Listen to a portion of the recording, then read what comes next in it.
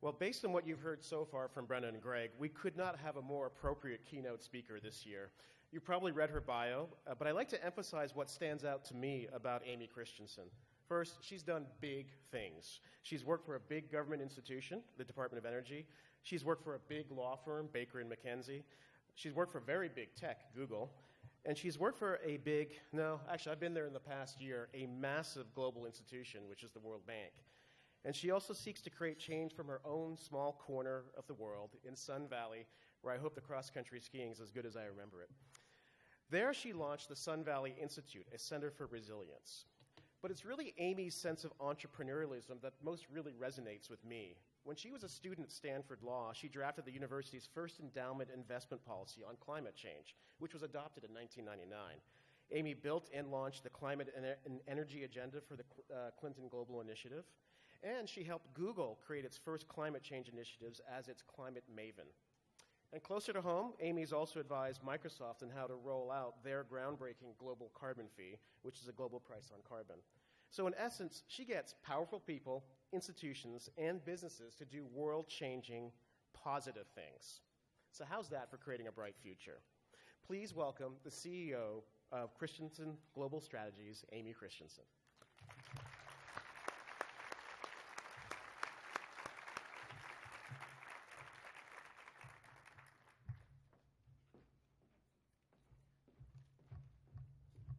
Thank you, Hanson. I love that. Being entrepreneurial is something that I always aspire to be, and I think we all have to be, given what's facing us right now. It's such a pleasure to be here. Thank you, Greg and Savitha and Teresa, for inviting me and for supporting me as we got ready for this event. I've always admired Climate Solutions, and I've actually worked with them in Sun Valley, which I'll speak about a little bit later. But such an effective organization making work happen here in the Northwest, where we're already seeing climate impacts. I also wanted to make a shout out to Seattle. You all, I know it's rainy here. I live in high desert. I love it. I'm loving this weather. We're very envious of your water. And actually, the cross-country skiing this winter was epic. We had a incredible year. Everyone was raving about it. People, I'm sure some of you have come to Sun Valley to ski this winter. And people couldn't stop talking about it. Unfortunately, it was what was normal. It's just we haven't seen normal for at least 2 decades. So unfortunately, that's where we all are these days. And I also wanted to thank your governor, Governor Inslee. He actually spoke at the launch of an organization I was running called Environment 2004, and he's so dynamic, and he opened up with quoting the scores for some baseball game that everyone was tracking the scores on, and got everyone all excited. And from that shout out to Oregon earlier, I feel like there's a little bit of score going on here between Washington and Oregon, and Washington maybe needs to do some catching up. And finally, I just wanted to call out Ross, because Ross and I worked together on Clean Tech for Obama, and I think we might need to get going once again. We've got a challenge ahead of us the next 6 months or so. So, where is my clicker? There it is. Let's dive in. It's an incredible moment right now. We are on this verge of building this bright future, but it's also a pretty frightening time, as we were talking about earlier. So we have these converging forces of the urgency of climate change, the threats that we're seeing, the recognition of fossil fuel investment risk and what they're doing to our communities, clean energy innovations and cost declines on the plus side, and a real broad-based recognition of this low-carbon economy opportunity, leading to global political agreement, most recently in Paris. But the question is, will we build our bright future here in the Northwest and globally fast enough to capitalize on these opportunities, or face far more impacts than we'd like to see? So just some quick science to ground us for a minute. This is the most recent IPCC report. I'm sure most of you have seen it, really establishing that human influence is to blame for the changes that we're seeing. It's extremely likely that human influence has been the dominant cause of the observed warming that we've seen. And then you have business reacting to this information. You had the co-chairs of the Risky Business Report, Mike Bloomberg, Tom Steyer, who I know you had here at one of your breakfasts, and Hank Paulson getting together. And this was really a landmark announcement in June of 2014 to have this bipartisan group of business and economic leaders calling out the risks to our economy, whether it's supply chains, or federal liabilities, and the fact that our federal government is the insurer of last resort and what that means to our government bottom line. Then we have more and more work on getting rid of fossil fuel subsidies. The G20 in 2009 called for an end to fossil fuel subsidies across their economies. They reaffirmed that in 2013. Unfortunately, we've seen far too little action by these governments, so it's something we need to continue to pressure them. But these are $5 trillion of subsidies going the wrong way for what we're trying to do on climate change. And only 8% of those subsidies go to the poor. So as people often say we need to continue to subsidize the fossil fuel economy, but the vast majority are going to the rich. And then there's this issue of stranded assets. You all might have heard about Carbon Tracker. And what they're saying is on the business balance sheets of companies all over the world are fossil fuel assets that cannot be burned if we want to stabilize our climate. The IMF put that number at 20 trillion. Most recently, the International Energy Agency put it at 22 trillion. So what happens when all of a sudden investors start to realize these companies they valued at a certain level can't burn 2/3 of their assets, cannot transition those into economic opportunities? What happens to our global economy? Then fossil fuel investment risk. Here's what's already happened. So coal took 82 years to get to its peak value and 7.5 years just to reduce that value 97%. The last 7.5 years, the value of coal has gone down 97%. U.S. power plants are consuming 29% less coal than they were in the peak days of coal in 2007. And then oil, we're seeing the same transition happening. So $380 billion worth of oil projects have been canceled or deferred since late 2014. And again, these were assets on balance sheets that have now been eliminated. And what you're seeing is countries like Saudi Arabia, its crown prince, 31 years old, saying that they will be off oil by 2020. You have Venezuela on 2-day work weeks because they can't continue to produce power for their economy, and they've been basically 100% reliant on their oil for their economy, and now they're suffering because of it. So here's where we are. Governor Mark Carney, he's the chairman of the Bank of England, which is the central bank of the UK, and he has said that 1/5 to 1/3 of assets that are on balance sheets are burnable to keep our world at 2 degrees Celsius. Then we have divestment. So you may have remember in September 2014, the Rockefellers announced that the Rockefeller Brothers Fund would be divesting their assets from fossil fuels, of course, the heirs from the Standard Oil fortune. I should mention, actually, that most recently the city of Copenhagen announced that they're divesting their €920 investment fund. And also, personally, I've divested our family's small foundation, and we're in the process of divesting the rest of our assets and redeploying them into solar. Now, most recently we've seen Fort McMurray and what all this means. It feels like a confluence of the climate risk and the fossil fuel risk coming together, and people suffering directly and very close by. And I think we've heard about people being relocated around the world because of low island states.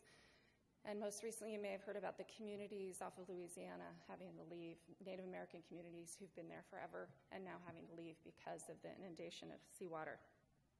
So it's happening. Now, the good news is there's some good stuff going on that can help us get out of this and mitigate the harm that we're seeing on the bad side. So solar PV costs have come down 100 times in value in costs since 1977.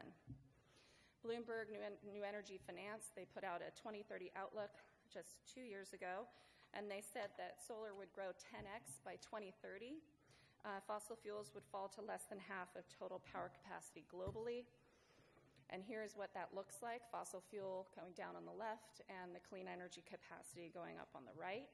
This is an even more recent cost figure for PV. As you can see, those last 2 years, 14 and 15, solar continued to come down from about 74 cents to 30 cents a watt. So it's continuing to come down. And renewable energy is winning. So we heard a little bit of the numbers earlier, but Bloomberg's New Energy Outlook said that by 2040, renewables will command 60% of new capacity. Well, actually, in 2015, a record year for investment, Al Gore announced at Milken Global last week that 90% of new electric capacity was renewables, not 60%, 90%. Yeah. And this is what it looks like with Bloomberg's New Energy Finance most recent analysis of the 2015 numbers, $329 billion record investment in clean energy. So our leaders are figuring that out. We have a report from 2014, Better Growth, Better Climate, 24 leaders from government, business, finance, and economy in 19 countries saying that the low-carbon economy is a $90 trillion investment opportunity to create jobs, improve health, business productivity. You had the 2014 Climate Summit, September 2014, where in advance of Paris, countries came together and started to make those commitments. And at that event, you had the Carbon Pricing Leadership Coalition announce a call by governments, businesses around the world for a price on carbon. They want the price on carbon. It's good for their bottom lines. You had 73 nations, over 1,000 companies, which represented over half of global GDP and half of population, all wanting a price on carbon. I remember when companies were brave, 2010, to even call for a price on carbon, and now everyone's calling for a price on carbon who understands that this is an economic risk that can be made into an opportunity if we put a price on it. And then we had the U.S.-China Accord in November 2014, which changed the entire dynamics pre-Paris because you had the two largest emitters get together and make concrete commitments. China's was to get off of its exponential emissions track of growth by 2030 and then bend down. Hold that data point because we'll hear about what they're doing now. And then most recently in September, the UN came together, another summit, September 2015, and signed the Sustainable Development Goals. And why does that matter? Well, we're finally integrating environment into development. It used to be either one or the other. And the MDGs, the Millennium Development Goals, which were for 2015, were about poverty alleviation, health. And now what we've done is integrated environment into it as a fundamental aspect of our economic development, and that when governments get together and set those goals, as with the Millennium Development Goals, there's transparency, accountability for progress. As a result of the MDGs, childhood mortality before 5 years old was cut in half. That's 17,000 children a day who are no longer dying. Maternal mortality was cut by 45%. So again, the good news about these SDGs around sustainable development is you put the targets out there and governments galvanize action towards them. Governments, businesses, and investors, as well as nonprofits, galvanize action toward them. So Paris, you had 195 countries come to agreement on the climate change agreement there.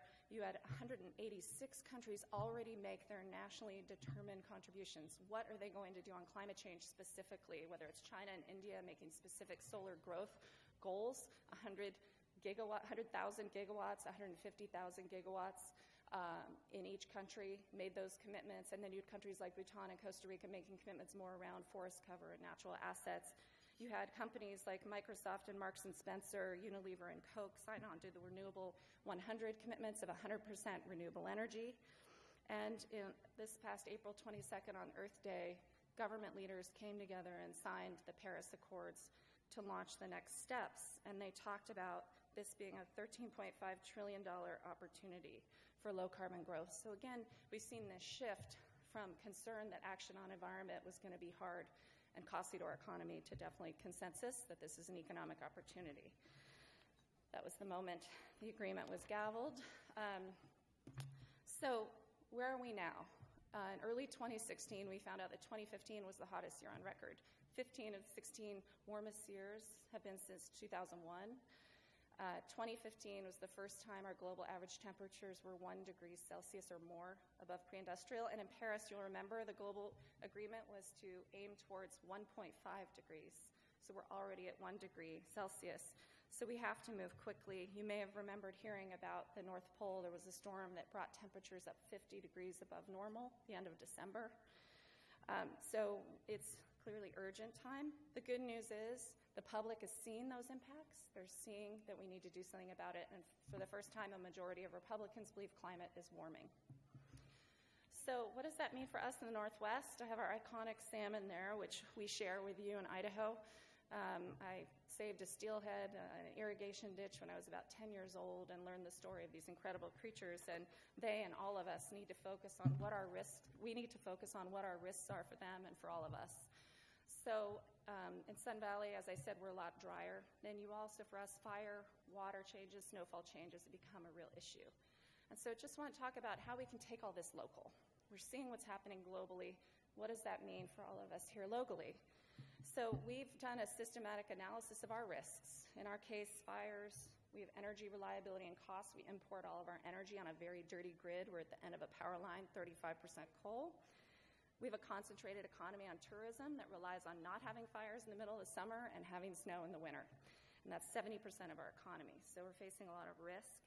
And we have significant wealth inequality, which undermines our resilience as a community.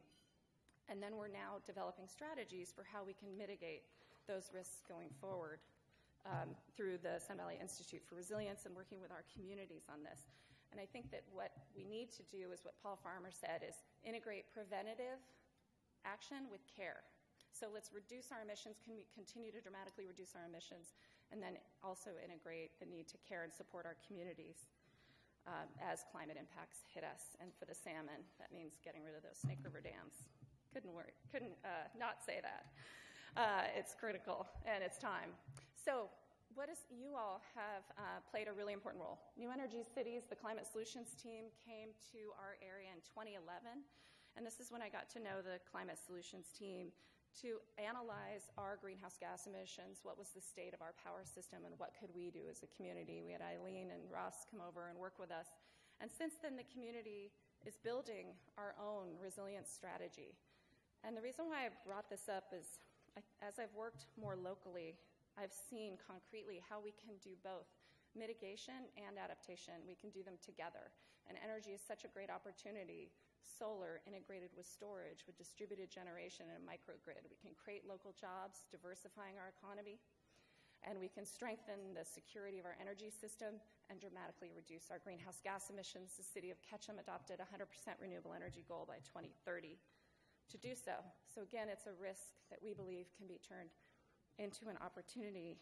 And I think we have to be looking at every bang for the buck as we invest in mitigating carbon. And for us, that means putting the sun in Sun Valley. It's great for our brand, and it's great for everything else I talked about, the economic opportunities.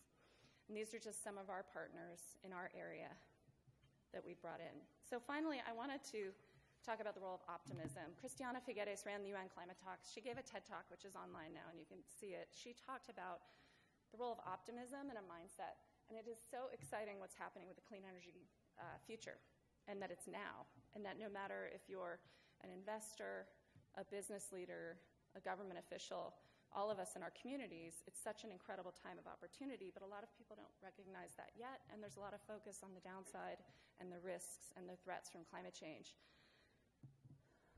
So my ending on hope, when I started in this career, there were a handful of us working on climate change and energy, and now there are millions of people working on it. We have innovators like Tesla and Nest and Sungevity and Solar City and Method who aren't just making green products, they're making better products, and they're our partners. People want to adopt these products, these technologies, because they're better, not because they're green, and we're mainstreaming this opportunity. So you may remember I mentioned the U.S.-China Accord when I started, and China said that they would peak their greenhouse gas emissions in 2030 and turn down. Well, already in China, in the United States, and globally, we're separating greenhouse gas emissions from GDP. So we're continuing to see economic growth, but actually greenhouse gas emissions per unit of GDP have delinked, and we're making that transition. In China, coal generated less than 70% of Chinese electricity, which is down 10% 4 years ago. So over the same period, low-carbon sources jumped from 19% to 28% in China. It's happening. It's happening there, and it's happening globally. Last week, I attended a conference I've attended the last 2 years, Milken Global. Michael Milken's an investor, 3,500 investors and industry leaders. And we can do this when you have a mainstream investor summit. Last year, the summit, there were 2 panels on clean energy and climate change. The mainstream conversation on energy there, 400 people in the room, and all they were talking about was the oil markets and hedging risk, and that natural gas companies were suffering because of the low cost of natural gas and how they could hedge. It was all traders, and it was hedging the risk of what was happening in the fossil fuel industry. This year, the theme was the future of humankind, and it has been integrated into that conversation. It was about opportunity and investment in clean energy and climate change throughout the conference. You had a $200 billion investment fund, as the lead underwriter of the conference, having separate sessions on how they can integrate climate change and sustainable development investing as a core business proposition.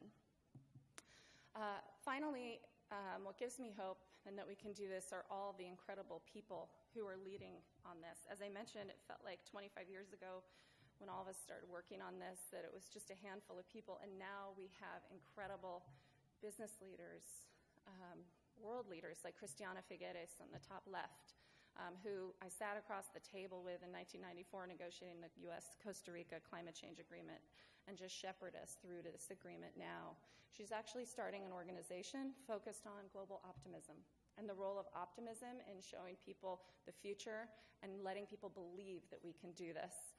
So Richard Branson from Virgin Group dedicating his 400 companies to focus on how they can solve climate change, putting his investments to work using his convening power. Nancy Fund runs a $450 billion investment fund, oversubscribed, investing in the clean energy future. And of course, Al and his leadership as he continues to run around the world, inspiring us, informing us. At Milken Global, he was front and center. And to me, have a mainstream investor conference, having someone like Al there because of his 10-year track record at Generation. The dollars are doing the talking for people. They now realize this is a great investment opportunity. And finally, Rachel Kite, who is running Sustainable Energy for All, a very innovative global structure between governments, business, nonprofits working together around the world to reach global goals for efficiency, renewables, and access by 2030. And then finally, all of you. So I just want to say I think it's such an incredible chance. Now that we have all of this good news, all of this information, all the ways that we can act to get out there and share with our communities, our companies, our friends, our family about this opportunity and be that shining light to inspire people to be part of this bright future. And I look forward to working with all of you on making it happen. Thank you.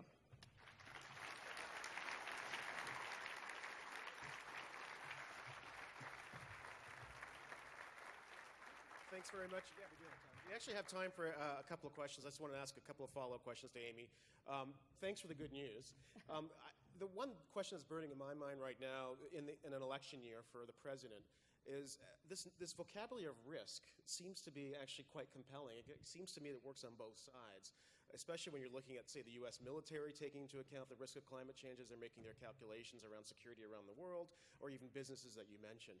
So I'm wondering how we use this conversation in a proactive way politically in a year that could get pretty fiery.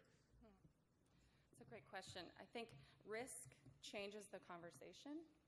You have security leaders, government leaders. Risk is about urgency. And what I've seen is they can't avoid the conversation about the risk, not just from climate change impacts, but the risk to their fossil fuel holdings. And what we've seen now from coal. Last year at Milken, you couldn't have a conversation about the risk facing the fossil fuel industry and the investments that these people were invested in. They were going to hedge it through their investment strategies, or they were ignoring it, saying it was a blip. This was a short-term issue. A few companies would be in trouble, then it would come back.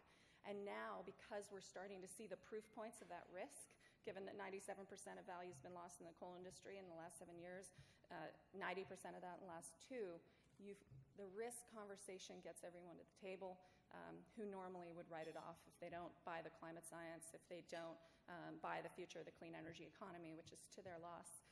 It gets people to the table. That's very helpful. And we've spoken about politics. We obviously point to the big oil companies when we look at who's to blame for a lot of this. We've talked about this recently. In terms of personal accountability, what can we do as individuals, other than supporting climate solutions, in terms of our own behavior to actually do something about this? I say that we have our voice, our vote, and our pocketbook. And so voice, obviously, we talked about taking this message out there and inspiring everyone out there to know this is happening. They can be part of it. Our vote for people who stand for these issues and hold them accountable once they get into office and support them when they lead.